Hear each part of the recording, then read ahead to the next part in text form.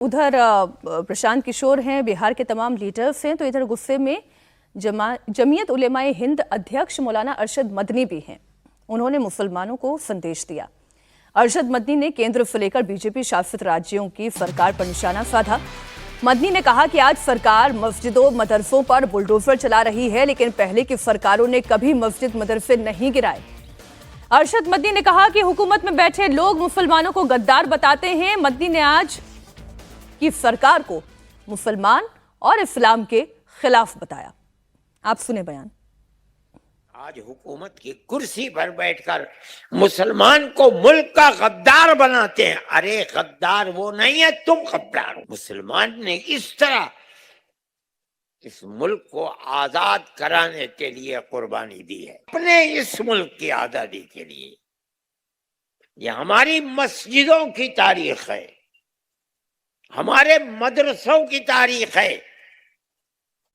जिन मस्जिदों को आज ये गवर्नमेंट बुलडोजर से गिरा रही है, उन मदरसों की और मस्जिदों की तारीख है। मैं कहता हूं, आपके सामने कहता हूं, मुल्क की आजादी के बाद हुकूमत ने नहीं, मैं कहता हूं हुकूमत के लोगों ने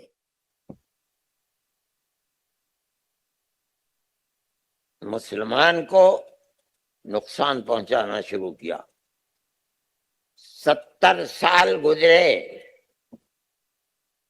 आजादी के बाद हर हुकूमत में फसाद 20,000 के करीब फसादात हुए।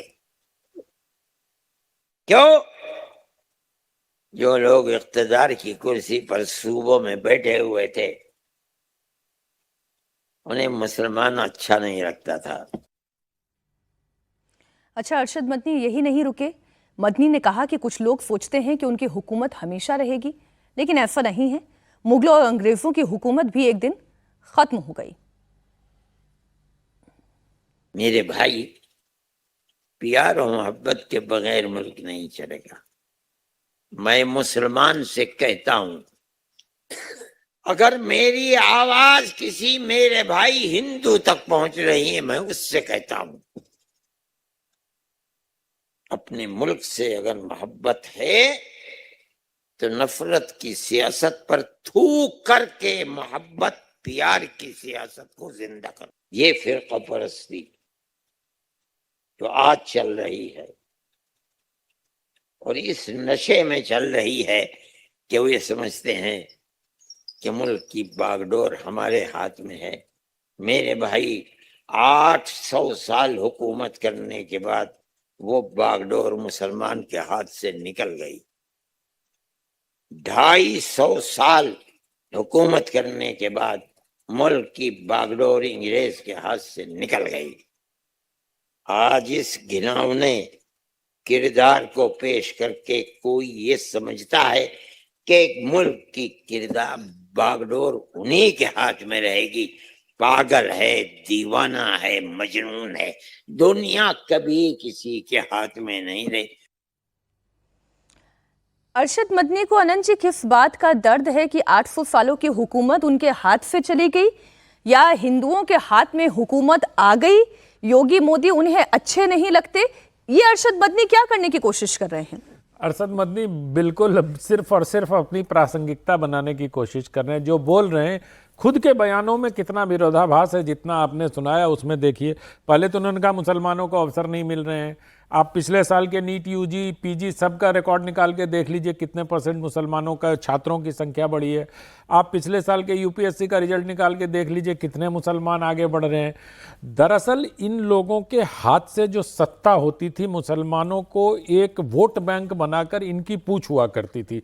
अब तो कांग्रेस को भी सही कहा इन्होंने अभी कि कांग्रेस के लोगों को भी गाली दे रहे हैं कि 70 साल में हमें कुछ नहीं दिया आपने। और जब तक कांग्रेस आपको मलाई दे रही थी, तब तक अरशद मदनी को कोई परहेज नहीं था।